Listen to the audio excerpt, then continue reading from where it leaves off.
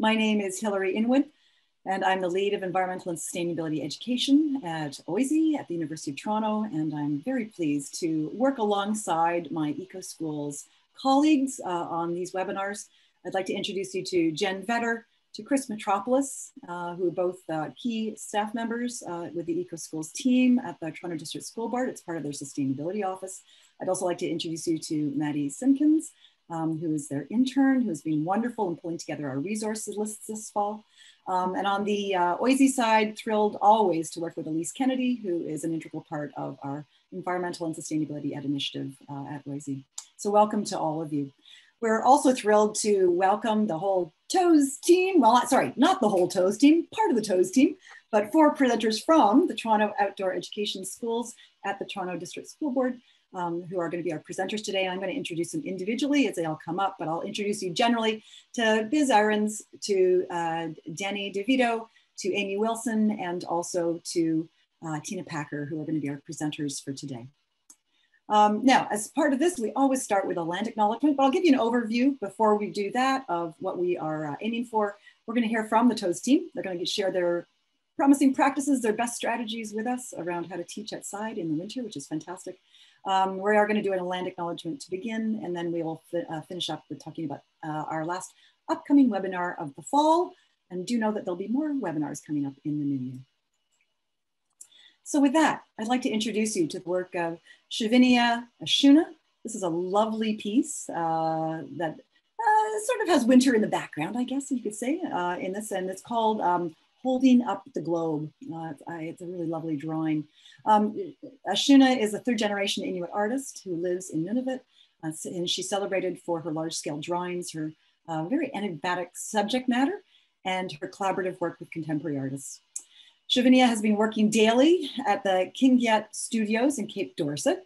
This is formerly known as the West Baffin Eskimo Co-op in previous years. She's been there for more than 25 years, which is really impressive.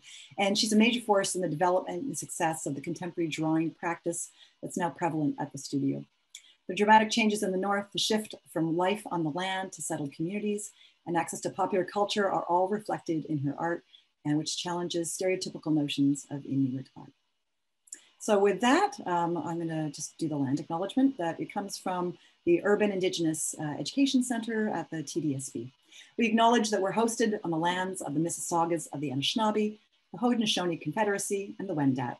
We also recognize the enduring presence of all First Nations, Métis, and Inuit people. And Ashuna's work is only the 2nd Inuit artist that we've shown in this series, so I thought it was about time we returned to the north, especially with the coming cold weather. Actually, I shouldn't say the coming cold weather. Here in Toronto, we're in the cold weather at this point in time. So with that, I would like to introduce the first member of the TOES team who will be speaking today. And I've got to get my piece of paper and make sure I got the order right. I do. The first member is Elizabeth, who goes by Biz Irons. Biz has taught outdoor education with the TDSB. But also around the world, in Utah, in Guyana, and in Colombia before settling here in Toronto as a classroom teacher. She did spend 7 years, and I called her a member of the TOES team, because I think once you've taught with the TOES team, you're always kind of an honorary member of the TOES team after that. I hope Biz will agree with that. She spent 7 years with the TDSB's outdoor schools, the TOES team, but missed the classroom connection with students, and so has returned to teaching the elementary grades, and she's currently a grade 6 teacher with the virtual school. So Biz, welcome. Thank you very much. Thanks. Hi, folks. I'm going to take you through some of the classroom logistics of taking your students outside. And then these pros, Amy, Tina, and Danny, are going to wow you over with some winter lesson ideas. So there's tons of factors of taking your kids outside. And this first slide will show you maybe a couple things that make you want to take your kids outside even more. And yeah, this year is no exception. So we're here to help taking kids outside in the wintertime a little easier for you. And if we go to the next slide, then we see that thinking about going outside in winter can have yes people and no people. So for those that are comfortable and happy going outside, the outdoorsy type, getting outside comes naturally, and we see outside as a solution instead of a problem. For many people, however, outside is a place to go when it's warm and dry, like Chris Metropolis, kind of warm and dry. And in a classroom community where there's students and teachers, administrators, families who might not be comfortable unless it's 21 degrees and sunny, it's going to take a little bit of time to understand that going outside can be a place that we can be warm and dry, even if the weather isn't. And the next slide talks about systems. So we can go to the next one. And turning your learning community into yes people can take a change in perspective and the coordination of different parts. Early in my teaching career, I took a workshop with the great Pam Miller on systems thinking, and this was such a game changer for me.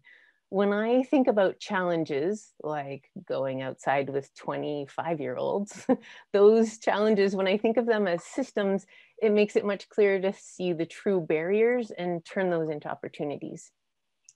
For teachers to take their students outside, there's 5 main components of the systems to think about. You as the teacher, the outdoor space that you have available where you're taking your students, your administrators, your families, and most important, your students. And each of those needs to be working together to get you to your goal of going outside. And Biz, I know it might not have been the intention, but I think that center image really captures how most of us are feeling at the end of the term. Yeah, there's a lot of things that can get us to feel that way. So building the culture of going outside with your class is just like any other new routine in a class. You have to go slowly.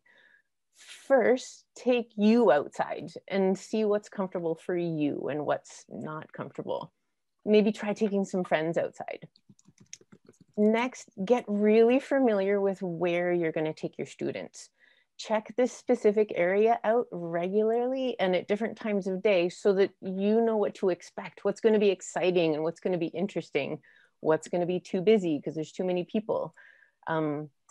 Also communicate with your administration thoroughly. Remember that they're going to have their own individual ideas about outside in winter. They might be yes people or no people.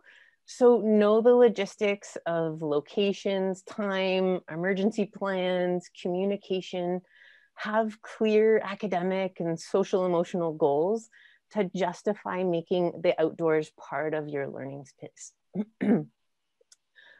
Number 4 is families. You want to build going outside into the culture of your class right from the beginning of the year. So communicate season-specific clothing requirements and have some backups of those. You can get those backups from the Lost and Found. I've had families donate extras or just have each kid, if they're able to, then bring their own things that always get lost, like mittens, hats, boots, toques, those things that always get lost. And another idea is to invite volunteers. This isn't just helpful if someone has to go to the bathroom, but it also showcases the outdoors as part of your learning space. And number 5, routines. I'm going to spend a little bit more time on this one. This one is the one where you really want to focus on. So as you've probably already figured out, if you're a teacher already, or if you're a student teacher, the professors have probably told you till you're blue in the face that adding anything to your classroom culture is routine and consistency. So start with really small, achievable goals. We don't want to start off with, we're going to go outside and we're going to look for tracks of animals and you're going to write down what you see and you're going to work with a partner and everyone's going to wear a hat and I want you to like, that's just too much. So let's start with really small things. So an expectation that I always have is that we're going to stay together. And you can practice with different fun activities. You can whisper a secret word if they're too far, they can't hear it.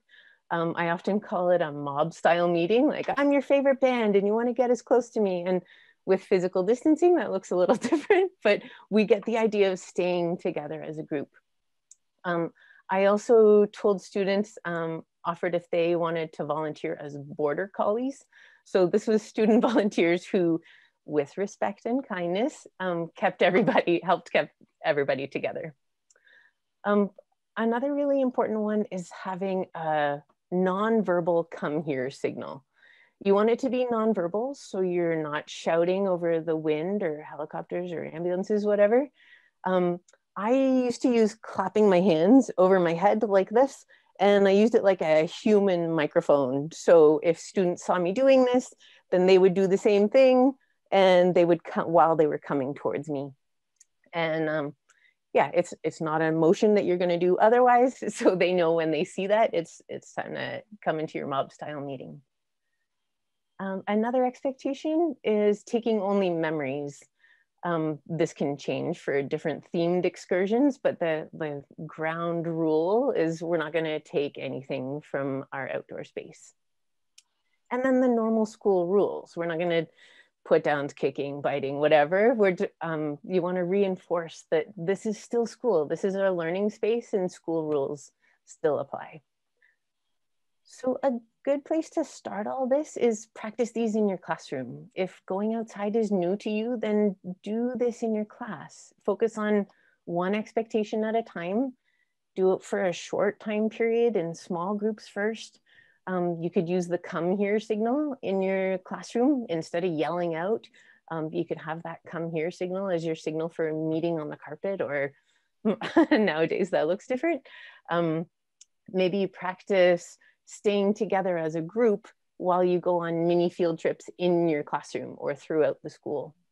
You want to set them up for success by building these routines really, really slowly. And if we go to the next slide, then the quick tips on there, just a couple things. Oh, sorry, the one before that, Hillary, sorry. Thanks.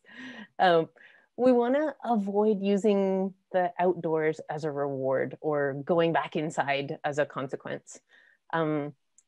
If we start when they're already having fun, an idea might be to go outside early for recess. We plan to head out like 30 minutes, give them lots of time to be successful. Head out 30 minutes before recess and give them one small task to practice, like stay with me or the come here signal. And then the reward can be free time, the early recess part, instead of going outside as the reward. You always want to leave them wanting more. You'd end on a good note so that they enjoy being outside and they have positive associations with that. And that involves lots of planning and monitoring those systems. So now we can go on to the next one. And uh-oh, what if we haven't started all these routines in September? And this works great if you're used to the routine of going outside since September. But if winter comes and we're all of a sudden stuck outside, no worries. But going outside is still totally doable. Still pay attention to those routines. Still build them one at a time and go slowly. You're going to need to build in some serious time for getting ready. So Amy's going to talk you through that. So at this point, I'd like to introduce you to the second member of the TOES team that's with us today, and that's Amy Wilson. Amy began her career working as a naturalist in the park system, followed by a number of years working as an archaeologist, an actor, and an English teacher in Mexico. Returning to her roots, she currently works as an outdoor educator and is based at the Toronto Island Natural Science School. So Amy, lovely to have you with us in the room today. Thank you very much, Hillary. So each of your boards, you're from different areas, are going to have different policies for extreme weather. So prior to going outside with your students, confirm your policy with your own administration, and remember that individual principals may have a more restrictive policy at their particular site. And keep in mind, if your students are not properly dressed for the weather, then you are likely going to have to limit the time you spend outside regardless of the policy. So this is where your preparation, as Biz mentioned, really pays off. But then how should your students dress? So we can go to the next slide.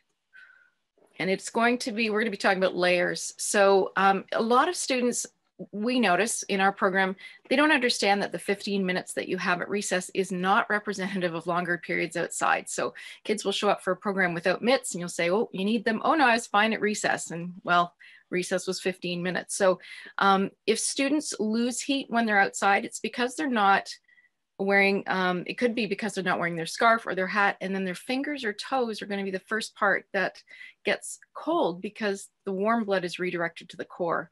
We've all heard students complain that their hands are cold, and then you turn to look at them and they're standing with their coat open or their hat off. So the layered clothing is an idea of for insulating the entire body. And it also allows for subtle changes in temperature as the students are outside, whether they're a bit too warm or a bit too cold. And I just put a little note down here because we see this a lot. Ski jackets are wonderful, wonderful coats, great gear when you're really, really vigorously exercising. But students that are outside in a ski jacket in colder temperatures, they expect they're going to be warm, but they're not, because they're not exercising quite as much. So that's something to also keep in mind. So we can go to the next slide. But before you go outside, about 20 minutes before, you're going to remind your students to use the bathroom, because this gives their bodies time to register the message from the brain. And then hopefully no one needs to go to the bathroom once they're completely dressed up. Water bottles are important in winter. We still require the same amount of fluids as we do at other times of the year, but we will feel less thirsty. So as was mentioned earlier, the cold temperatures cause warm blood to move from your extremities to your core. And because of that, your brain does not register fluid loss. So that can lead to dehydration, even minor, and that triggers even less warm blood going to the skin. So they're going to feel a lot colder as well. Always check, whether this is winter or summer, but always check that your students have their life-saving medication. So EpiPens and puffers. And what they'll need to do though in the winter is to store them inside their clothing next to the body. So if there's an inside pocket or something, if you can get a fanny pack to put inside, that's where you need to keep that material as well. Prepare your students. As Biz said, this is really important. So tell them before you get ready that they're going to feel really hot as they get ready. Students are in a building and it's 75 degrees and they're standing in their gear and they get upset because they're getting too hot. So let them know they're going to get hot. When they get outside, the expectation is that they're going to keep all their gear on for about 10 minutes because they need that time to adjust to the colder temperatures. And then if they're still warm after that period, then they can remove a scarf or allow them to partially unzip their coat or remove their gloves or mitts, but just make sure it's done in stages. So that way you're controlling the heat loss. Don't let them just pull everything off because they're so hot, because they'll lose heat very, very quickly. And of course, you're going to run into students who run hot all the time.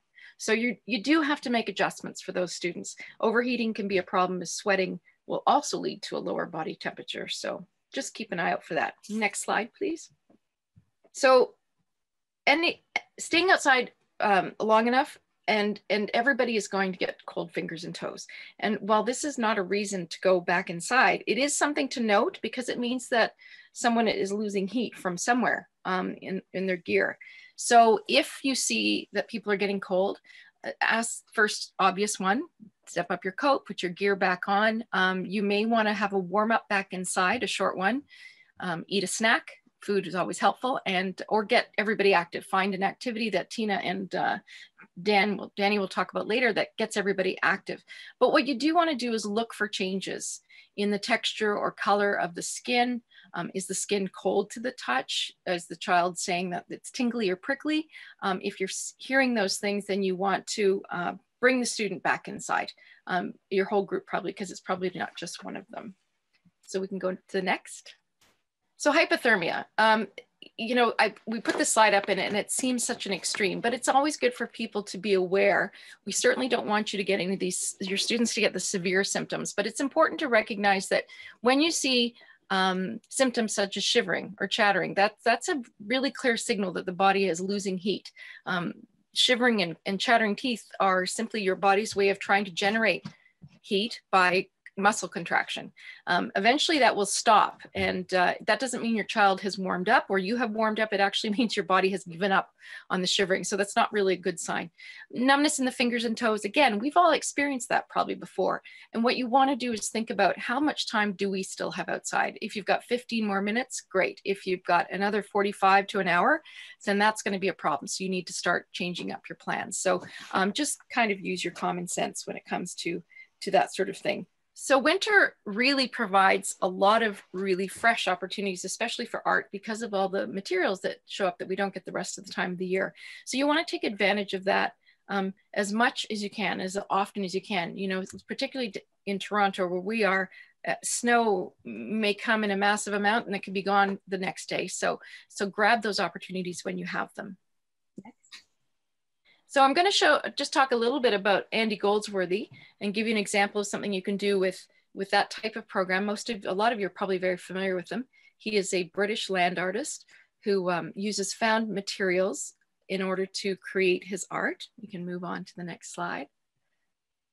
So here's some examples of his work. He uses the elements in nature and he creates unique pieces of art that are very often temporary, which sometimes is a difficult concept for students. And Hilary, when we spoke yesterday, you had mentioned an idea that I thought was brilliant, was you don't always have these materials outside, even where we are on the island, that we can't decide when there's snow or when there's ice. So Hilary, you had mentioned that you had students freeze water. So probably, I assume, in small trays or maybe the lids of yogurt jars or something. So if they freeze those the day before, then they're all going to have lots of ice, particularly to work with, to make art with. And that might help when you're working in a schoolyard that might not be providing you with all the materials that you otherwise would want.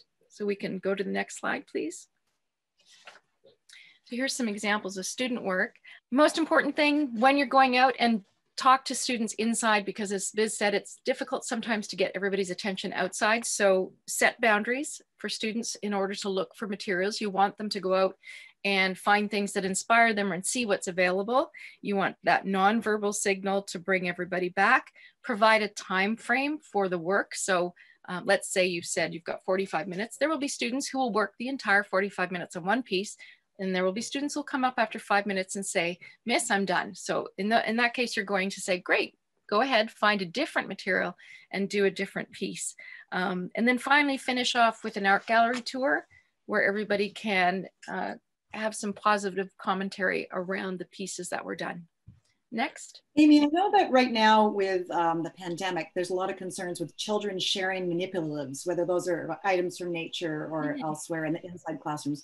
And I'm wondering if with children wearing gloves and mitts, this doesn't give us an opportunity in the winter to actually be sharing some of these things outside that with their, you know, bare hands, people wouldn't be so comfortable with them sharing in the warmer weather. Yeah, that's true. I mean, the gloves do form a barrier, and you know, you do have to work with that sort of gloves do make it a lot harder. Mitts particularly make it harder.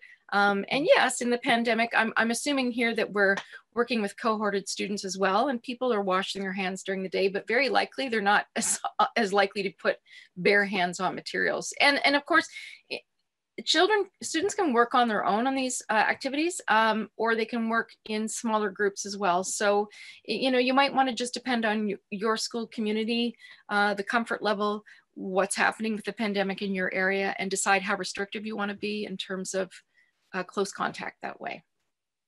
And I love your photographs. That one of the snow angel is just stunning. And it also reminds me that, you know, while they can be making things, the photography of what they make, the photographs of what they make can be another layer of art making. Absolutely. And again, a little more challenging in the winter because of the temperatures with cameras, but we've often encouraged students and create photographic opportunities around this as they create their art as another layer. It's excellent. When you take your students outside for this kind of activity, found art, it will automatically connect them with the outdoor space, which we're wanting to do all the time, regardless of the season, regardless of the weather. In this particular program, they develop an awareness of the properties of different materials. So there's a lot of physics and math that happens there that they're not even aware of. They get to explore the elements of design. They practice patience and perseverance. Showcasing their work is always a lot of fun, and supporting their peers is a great community activity. And of course, having fun, whether it's winter or summer or spring, is always really important. So for some more activities, I'm going to turn you now over to Tina. Thank you so much, Amy. Boy, you and Biz have done a wonderful job of kind of setting us up for thinking about how we can be comfortable with our students outside, which is really wonderful. Thank you very much for that. I'd like to introduce you to the next member of the TOES team, and that's Tina Packer. Tina grew up exploring the woods, fields, and wetlands around Ontario and connecting with trees, animals, and children. These interests led her to an exciting career in geography, environmental science, and ecology.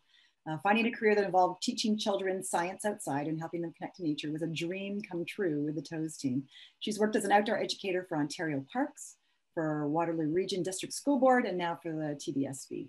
And she's worked at 6 of the different, I don't know if that's a record or not, Tina, but at 6 of the different ed centers. Might be close. Welcome, Tina. So I want to take you through some outdoor inquiries that you can do in an Ontario winter. And I'll address the question as well. There was a question in the chat about shared equipment, and kids wipe their nose with their mitt and then they touch the equipment. So one option is our board has anyway provided a sanitizing spray and also sanitizing wipes. So if you use equipment that can be wiped off and sanitized, it can be wiped between children or between groups of children using the equipment. So it gives you some opportunities to still use equipment, but make sure that it's sanitized and they're safe when they come back inside. Of course, they all wash their hands before they do anything else.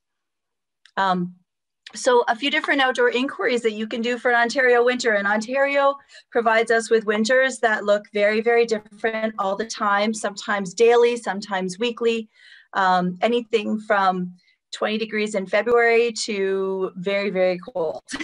Snow, no snow, ice. So take advantage of whatever nature is providing at the time. It's an opportunity to have nature teach you.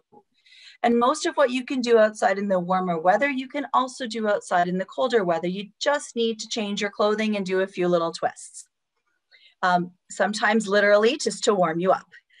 Look at winter as an opportunity for discoveries that warmer weather can't provide. Snow and cold are amazing teaching tools. And winter can provide us a whole bunch of real life design challenges and problem solving opportunities that we Canadians deal with on a daily basis, or anyone else who lives in cold weather conditions. I see we've got a few Americans visiting as well on our call tonight. So winter can provide many great natural provocations. Next one. So one example is if winter provides you with nothing but a sheet of ice and everything has turned to ice, it's a great opportunity for a design challenge. How can we make ice less slippery?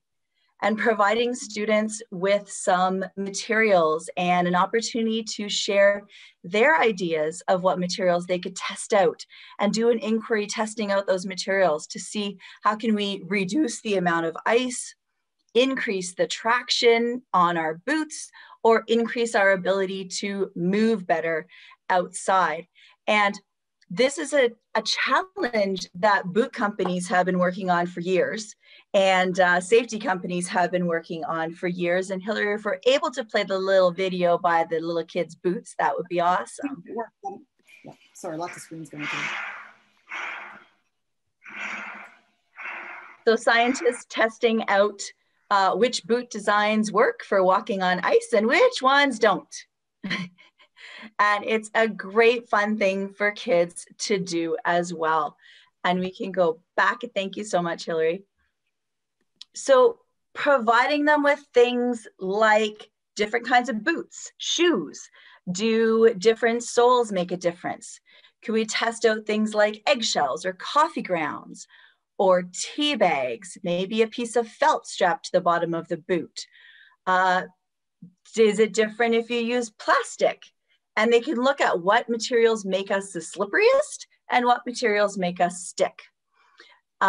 Testing out all kinds of stuff like that. And the kids absolutely love it and give them an opportunity to test out other things. Next one. Another option in icy conditions is to get a little environmental design in there. Can we design a more environmentally friendly alternative to salt to keep people safe when it's icy?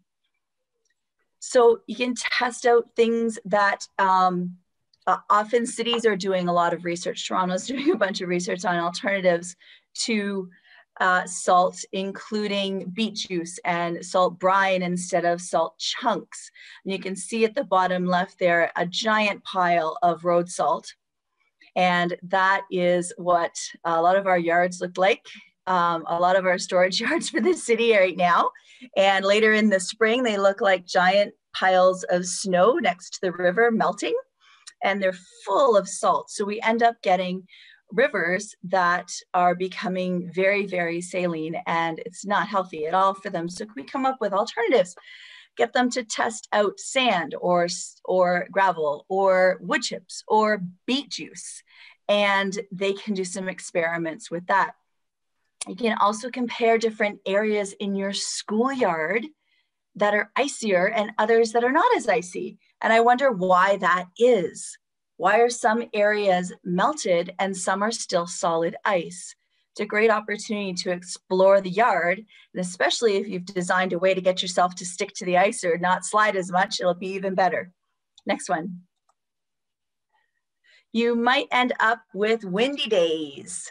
And if you end up with windy days, this gives you an opportunity to look at your schoolyard design. So if you're working with eco schools on greening your school grounds or creating some outdoor classrooms, this might be a great opportunity to get some background research and for a class to make some recommendations. So look at where is it the warmest and calmest in your schoolyard? Or where is it the windiest and coldest? And can we do anything to affect that? Maybe putting up a line of cedar trees might calm down the area that's the windiest. And looking at who might the wind and the heat affect, us as well as animals. If you have things available like thermometers to take temperatures in different locations or in microhabitats, fabulous. If you don't have a thermometer available, a snowball works nicely. If you write across the surface with your snowball and it melts, it's warm. If you write across the surface with your snowball and it doesn't, then it's colder. If you want to test out wind, if you've got an anemometer, great. If you don't have an anemometer, a pencil with a piece of flagging tape or yarn tied to it works nicely. Pinwheels work well. And one of my colleagues helped me create a little fake wind blowing. It wasn't blowing at the time to get our windsock up. Another thing that can be created in class and then used outside in the schoolyard to test. If you want to take it into design or consider brainstorming ideas for changes in your schoolyard, you can map it and connect into social studies and math with that, looking at temperatures in different locations in your schoolyard and shading off areas that are windier or calmer. Next one. You might get fresh snow and packing snow, and they are absolutely awesome opportunities. So good inquiry is, what can investigating tracks tell us about our local environment? If you can figure out how to identify the tracks, look those up and figure out which animals have been there. You can connect that nicely to science. If you want to tie it into language, what have those animals been doing? And you can do procedural writing on where it's been, what it's done. You could write an adventure story from the perspective of the animal. If you want to connect it to math, you can look at patterns that we can find in the tracks, measure distance between them. A lot of times they're A/B patterns. Follow the tracks on a little adventure and see where they go. Of course, across the road would be a terrible idea to follow.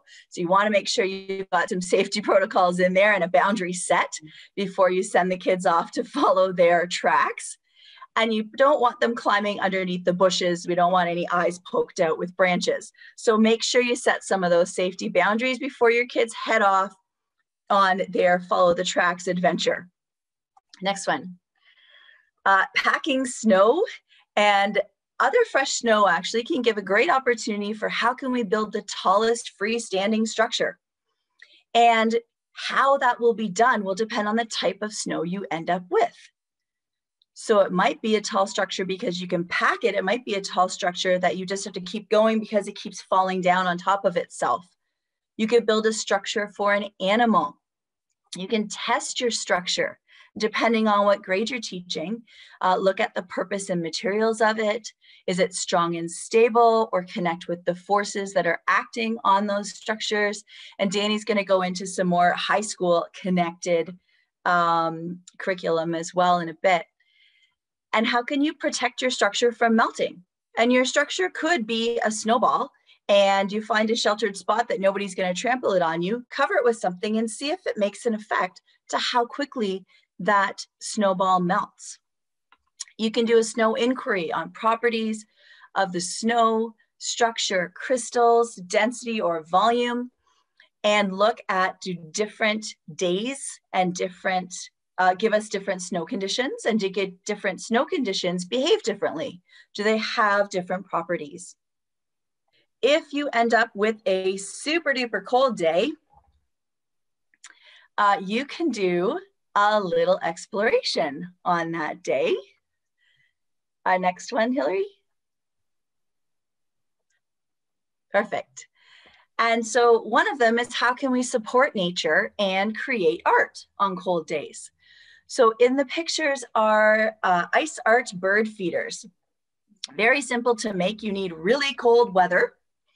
You need a little plastic plate or a margarine dish lid, something with a little lip on it, some bird seed, water, few nature items collected, light things, sticks will not stay held inside it, and a piece of twine or yarn, or even if you've got some dog strangling vine around and you want to clear that out, you can create a little loop with that. And if you want to experiment with mixing colors, then add some colors to it. So lots of things you can do with that, and changes of state experiments as well.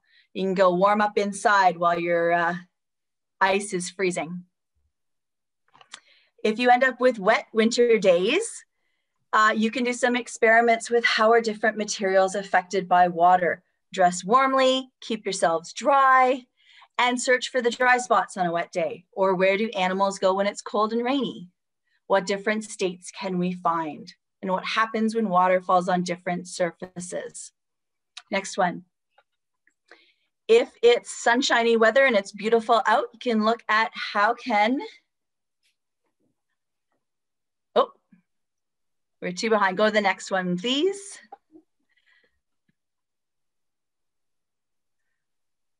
If it's sunshiny, you can look at how does winter inspire artistic photography. It's a great day for nature photography. You could explore light and shadow. And next one. And if it's sunny and cold, you can look at some energy experiments. What can influence what's warmer and what's colder? Look at different materials, metal, plastic, wood, in the sun and in the shade. Do different colors make a difference? Do different materials make a difference? And you can look at shadow investigations. Where does the shadow move to? Where do you predict it will be later? Or the best one, when's the best time of day to play shadow tag? Which connects beautifully to what Danny's going to be talking about in just a minute. The last one I have for you is the next one, Hillary, which is long-term inquiries. You don't have to go outside for a long time every time. You could go outside for a short time and get to know the space that you're in. Looking at things like, do different properties of snow change with different temperatures? Can you change the properties of snow? How cold does it have to be to snow? And can it be so cold it doesn't even snow? If you take the same amount of snow and you melt it, does it melt into the same amount of water when it's a different type of snow? Lots of different inquiries that you can do. And Danny is going to share next some high school inquiries and some games to warm you up in between your activities. Thank you so much, Tina. What wonderful ideas. I love seeing the strong art emphasis. Those who know me know that I'm a really dedicated art educator, and I love when that's brought out into nature. That's bringing my two of my favorite things together. So with that, let me introduce you to Danny. Danny works for the TDSB as an outdoor education specialist. He majored in ecology at the University of Guelph, worked with the Ministry of Natural Resources as a botanist and the Grand River Conservation Authority as a water quality technician. He's also taught in the classroom and in outdoor education at Peel, Peterborough, and Durham District School Boards. Welcome, Danny. Hey, everybody. So we're going to be looking at secondary inquiry and also some active games. Now, just because some of these activities might just be for secondary keep in mind they can be adapted fairly easily for elementary classes, because the curriculum does repeat, especially those basic concepts in physics, chemistry, etc., in elementary as well. Some other things I want to mention are for inquiry, as Tina already covered, having a great inquiry question or guiding question is great to provide to the students. But also, I think on top of that, having student voice incorporated in that inquiry is key to creating things, and also having students come up with some of the inquiries as well, especially for the winter. So that way you're not coming up with things just on your own or relying on maybe others for ideas, but for the students. And because they're student ideas, they'll be more engaged with that as well. So I'll share with you some ideas that my students or myself or I got from others, some of these ideas for some different subjects here. And again, feel free to use them or come up with your own or adapt whatever's here. So the first one we'll look into is physics. You can do lots around physics in the wintertime. You can create snowball launching devices, or make your own snowshoes using recyclable materials like cardboard, plastic, whatever you have. And you can even in a physics class, more advanced physics class, calculate the surface area you need to prevent too much snow compression going too far deep. You can also create lenses using frozen ice. You can use things like pop cans. The inside of a pop can, once cut out, can make a convex lens, or you can make a concave lens by using the bottom of a pop can or a frisbee or anything like that. And you can actually measure some light transmission through that using a laser and finding out what the angle of incidence and the angle of reflection or refraction is. So those are some ideas for physics. We'll go on to the next slide here. We have chemistry next. There we go. So you can investigate acid rain or acid snow in some of the water bodies or some of the snow or ice that you have in the schoolyard or a local green space. Tina already mentioned measuring salt, which you can definitely do. Or again, inquire with your students on some various citizen science initiatives that they are interested in researching regarding the outdoors in the wintertime. So that can include like testing for dissolved compounds, which you can look at pure substances and mixtures in terms of the water or the snow itself, which is a mixture. So pretty cool. We'll go on the next slide. You can also look at biology. I'm not going to go too deep into this because there's a lot of resources out there for biology, especially in the wintertime, in Project Wild, Below Zero. But you can look at, again, some biodiversity, sustainability inquiries or citizen science initiatives that your students are interested in. You can look at winter tracks, as Tina mentioned, or you can also look at identifying trees in the wintertime. And I know there's a lot of TDSB staff here today. You can look at in TDSB web, in there, I think a partnership between Eco Schools and I think it was U of T. They were looking at different trees in all the schoolyards, and those are actually posted on TDSB web, a list of trees as well as their locations on maps. So if you don't know what a tree is, it's identified in your schoolyard on there on the list. So you can take a look at that, which is pretty neat.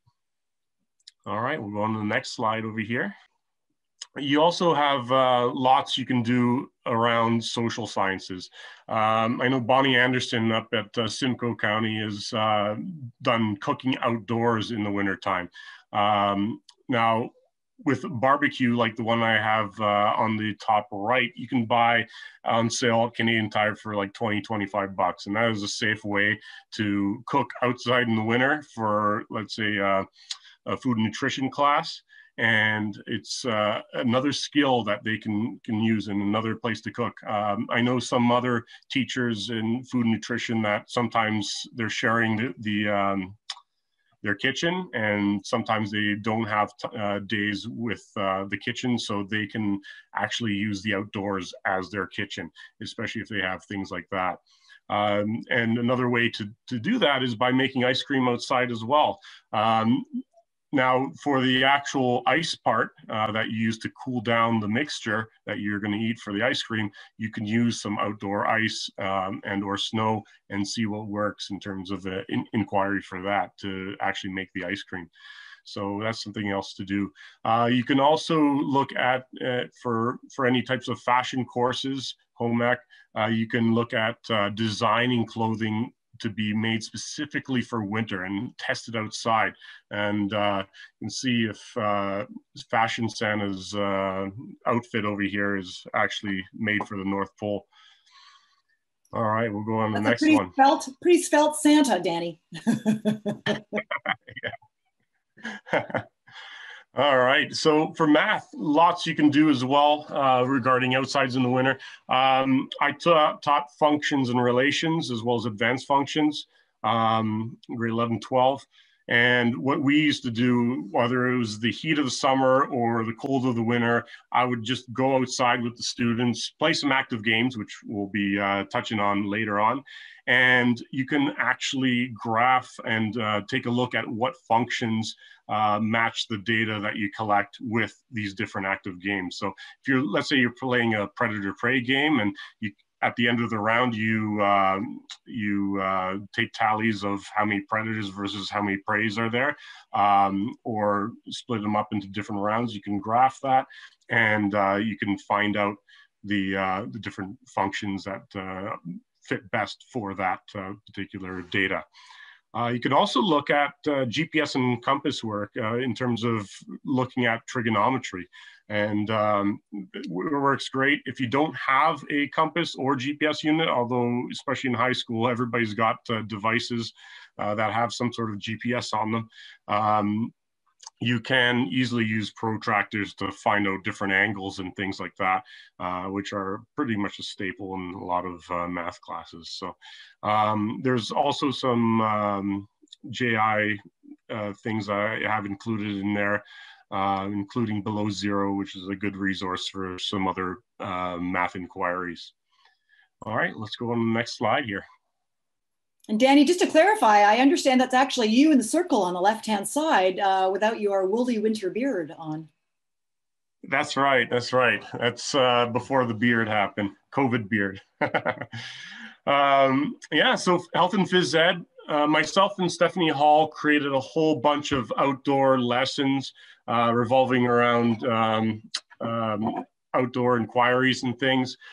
Full lessons that have all the resources, lesson plans, etc. I'm not going to go through them, but if you do want them, George and his Twitter feed for the Health and Phys Ed department should have them, or should be up fairly shortly. If not, just contact him. He has tons of websites and things that have been created from curriculum writers that created a whole bunch of different lessons over the years on different things, including lessons in the outdoors, which myself and Stephanie Hall helped do for this secondary classes. So contact George. He'll set you up with a whole list of websites and stuff that have been created with all sorts of resources, including the outdoor ones. So those are some examples of some of the lessons that Stephanie Hall and I created. And you'll be able to peruse those by contacting George or taking a look at that Twitter feed. All right. Oh, yes. And of course, get outside lessons as well, for sure. All right, let's go on to our next slide. All right, so I'm just going to touch very briefly on this because I know my time's almost up here. History, geography, art. You can make some Inuit-inspired sunglasses or snow goggles out of cardboard, plastic, recyclable materials.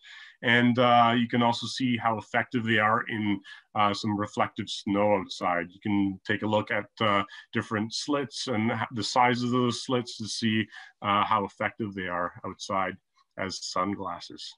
So pretty cool. All right, we'll go on the next slide here. All right, so active games.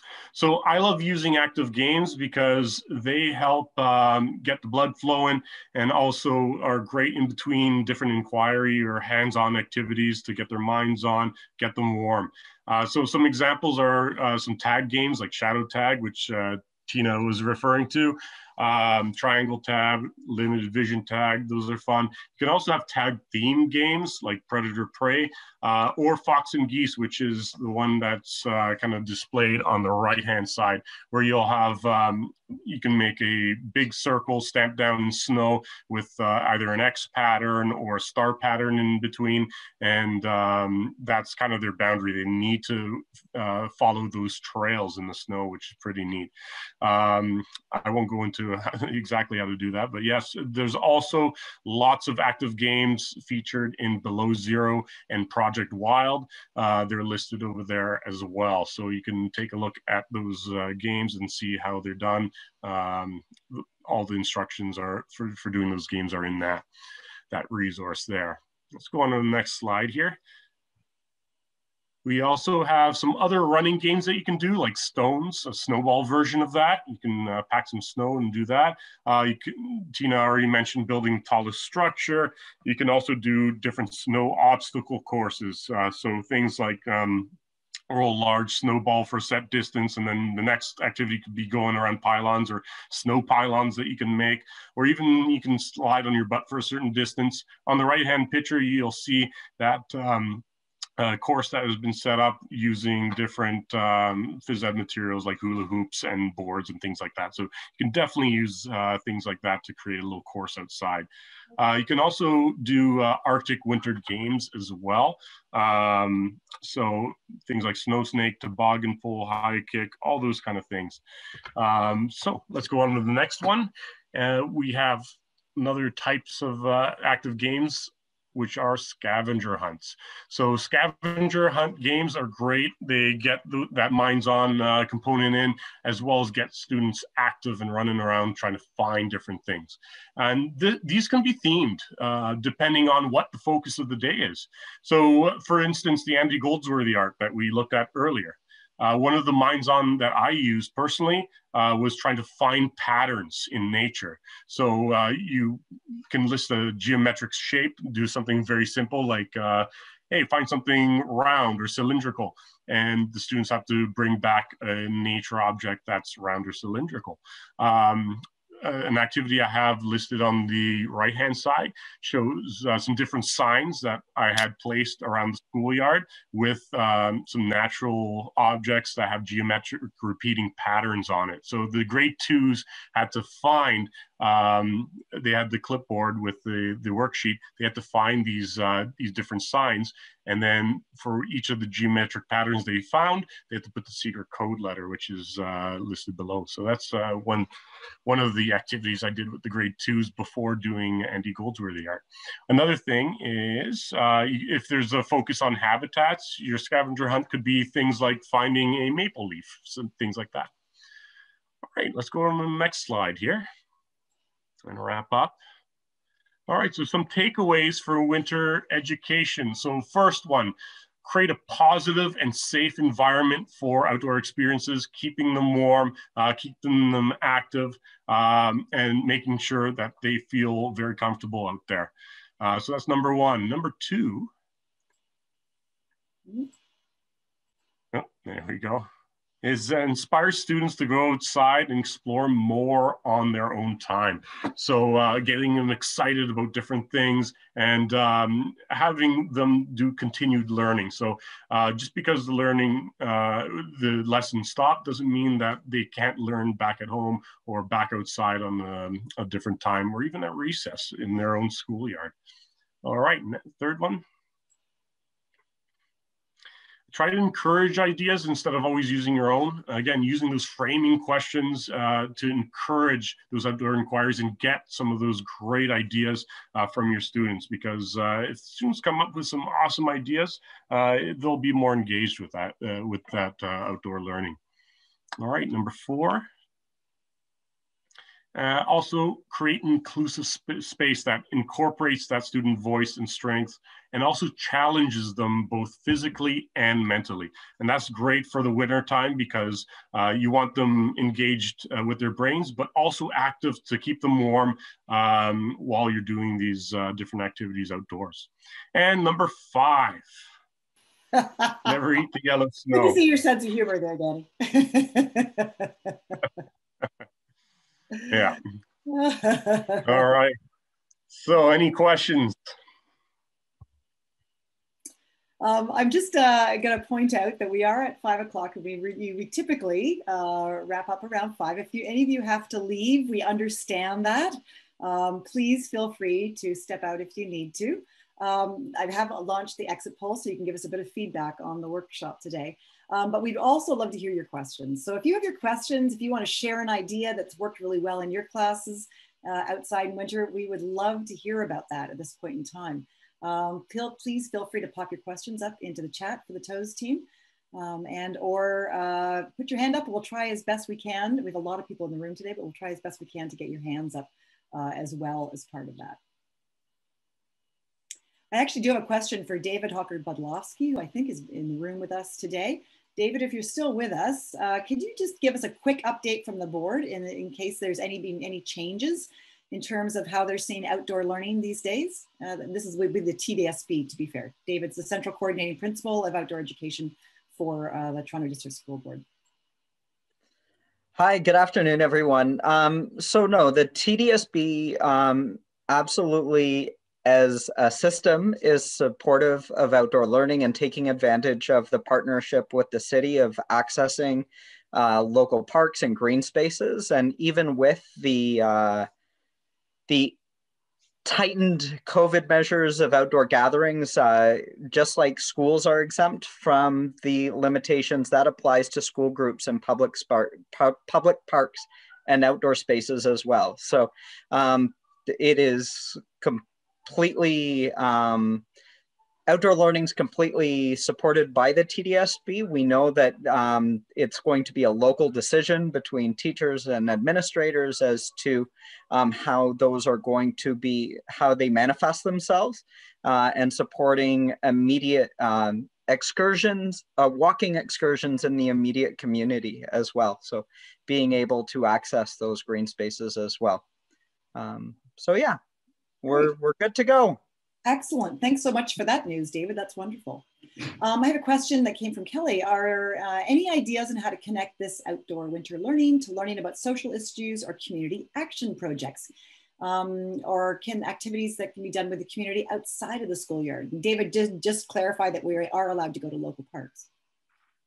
I would say one thing that came up this fall for us too is the, which I think a lot of people, especially in light of the Black Lives Matter movement, is the lack of a social issue, the lack of BIPOC involved in the outdoor activities. So that's something I think needs to be brought to the attention of everybody and find ways to mitigate that so that we can start encouraging all groups to go out and find ways to give them entry into those areas. And I know there's a lot of resources online.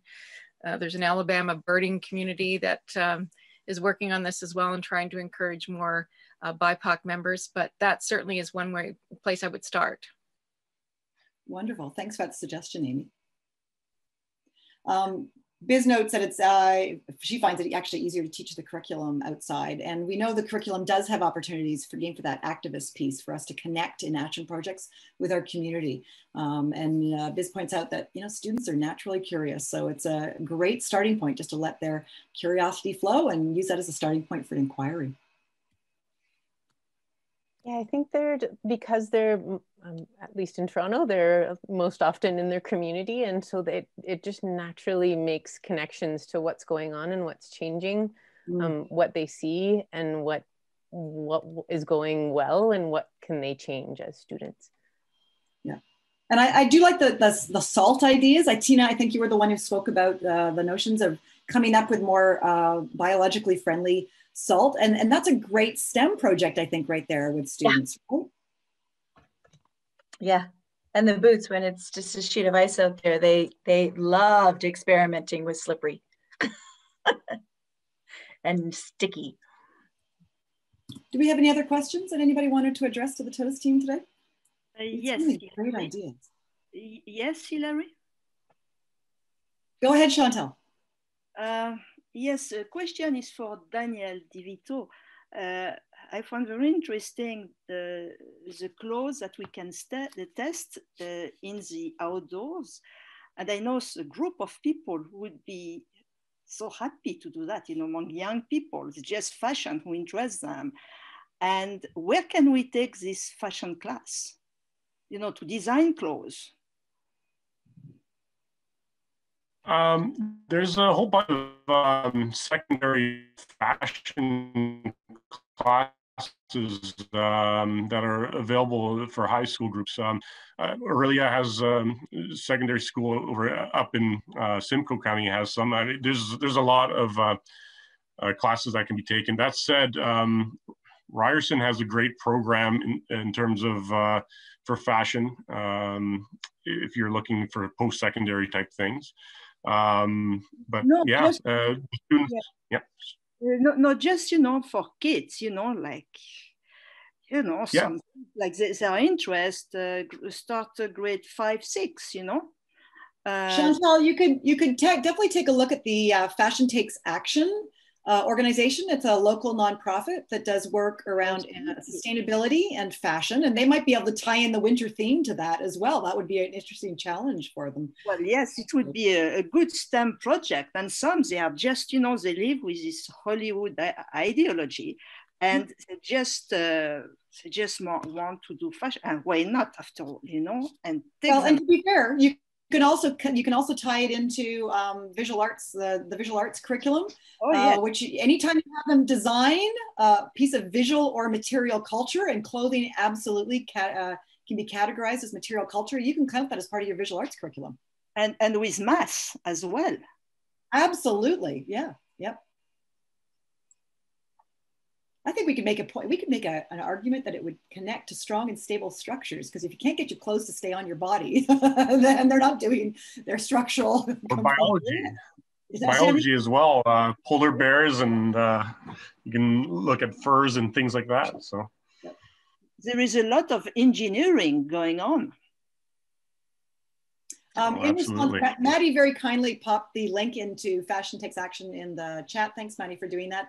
And Jen also pointed out there's a great action project underway that's Kids Against Road Salt. And she's also popped, thank you, Jen, the link for that into the chat box. Yeah.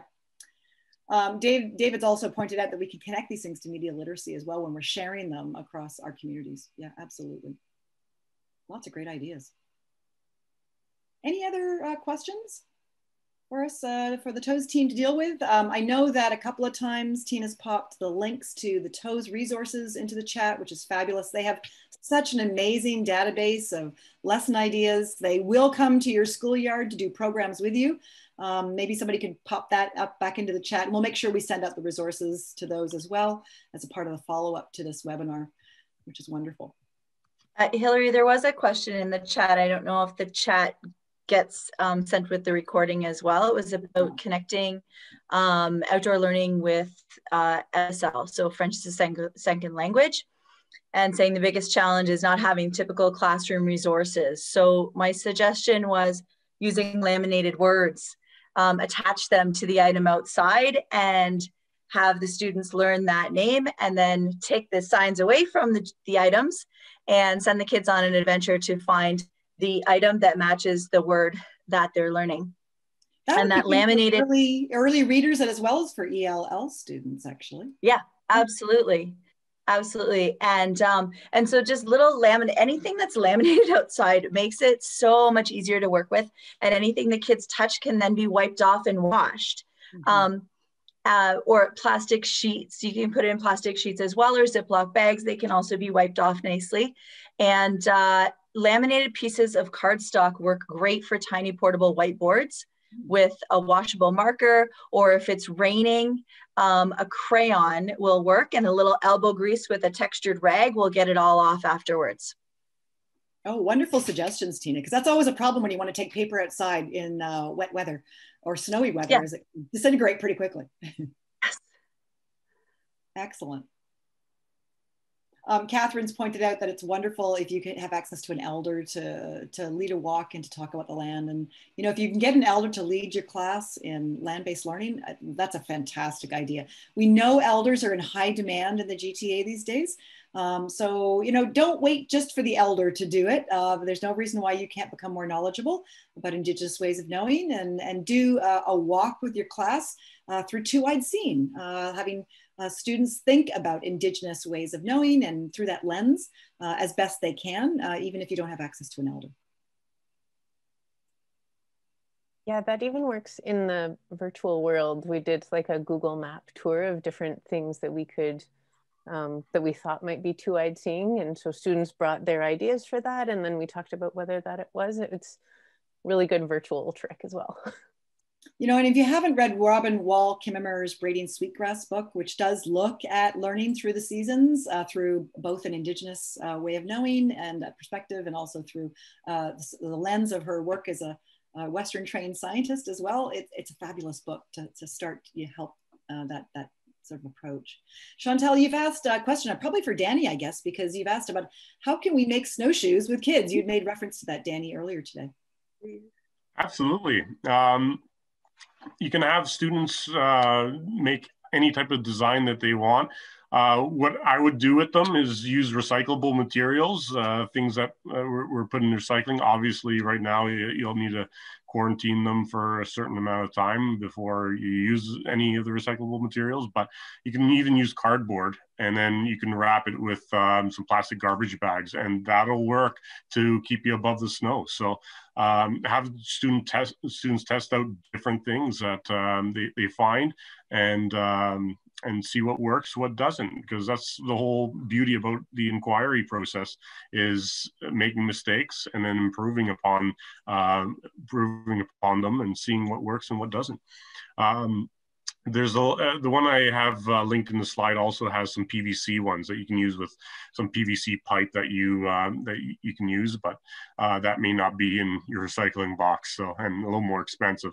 But you can use things like that. You can use just about any kind of found materials that you can put together. Now the cardboard ones may not last that long, but because it's recyclable, you just put them back in the recycling bin and you're good to go.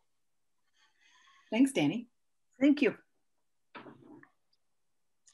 And I think that's about it. I think we've dealt with all the questions. At this point, we're at 5:10. So I'm going to recognize that the TOES team have been working a very long day already. This is in addition to their regular duties. And I'd like you to join me in thanking them for all of the work they put into prepare this amazing presentation. It's got so many fabulous ideas. And so thank you so much to our TOES team for really doing a wonderful job on this. We do have one more webinar coming up. We've got Richard Christie speaking to us on December 9th about climate change in the TDSB. The TDSB has been a leader in this work. It's really, it's impressive what all of the members of the TDSB have been able to do in terms of really embedding sustainability across all of the functions on the board. But if you'd like to learn more about what I would say a cutting edge school board has been doing in terms of climate change, please join us on December 9th for our last webinar of the season. After that, we will be having many more webinars in the new year. The list will be announced closer to the beginning of January. So thanks for joining us today, everybody.